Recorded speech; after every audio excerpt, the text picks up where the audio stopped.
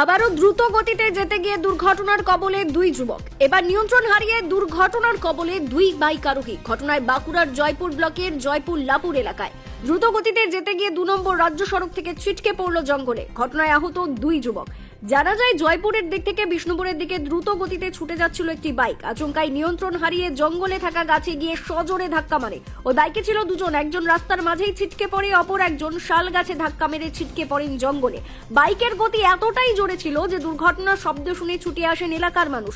খবর দেওয়া হয় জয়পুর থানায়। জয়পুর থানা পুলিশ দ্রুততার সাথে এসে আহত ব্যক্তিদের উদ্ধার করে জয়পুর ব্লক প্রাথমিক স্বাস্থ্য কেন্দ্রে নিয়ে যায়। এই দুই আহত যুবকের বাড়ি পশ্চিম মেদিনীপুরের গড়বেতা থানায় বলেই জানতে পারা যায়। এবং দুর্ঘটনায় দুমড়ে যাওয়া বাইক উদ্ধার করে ইঞ্জিন ভ্যানে চাপিয়ে নিয়ে যায় জয়পুর থানায়। কিভাবে ঘটলো দুর্ঘটনা, কি জানাচ্ছেন স্থানীয় মানুষজন, চলুন শোনাবো আপনাদের।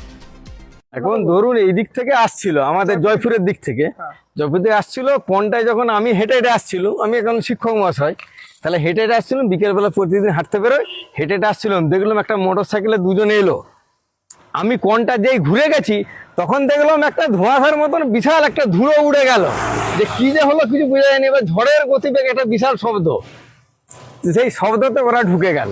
যে তারপরে এসে দেখছি একজন ভিতরে, একজন রোডের উপরে পড়ে। নিজেরা অ্যাক্সিডেন্ট করেছে, এবারে কি কারণে করেছে সেটা বুঝে না। হয়তো রোদ গরমের জন্য হয়তো তাদের গোলমাল হয়েছে, শারীরিক গোলমালও থাকতে পারে, তার জন্য হয়তো যে দুজন ছিল, একজন জঙ্গলের ভিতরে ঢুকে গেছে, একজন রোডের উপরে আঘাত পেয়েছে, রোডের উপরে পড়েছে। ট্রিটমেন্টের জন্য জয়পুর হসপিটালে নিয়ে গেছেন স্যাররা। জয়পুর থানা থেকে সবাই এসেছিলেন, তাহলে জয়পুর থানা থেকে এসে সবাই মিলে একটা গাড়িতে করে ওনাদিকে জয়পুর হসপিটালে শিফট করেছেন। জয়পুর হসপিটাল থেকে এরপরে যদি ওনাদের শারীরিক গোলমাল হয় তাহলে অন্য জায়গায় ট্রান্সফার করতে পারেন। লাপুর বলা হয় এই জায়গাটাকে, লাপুরের জঙ্গল বলা হয় এইখানটাকে। পিনাকি মুখোপাধ্যায়।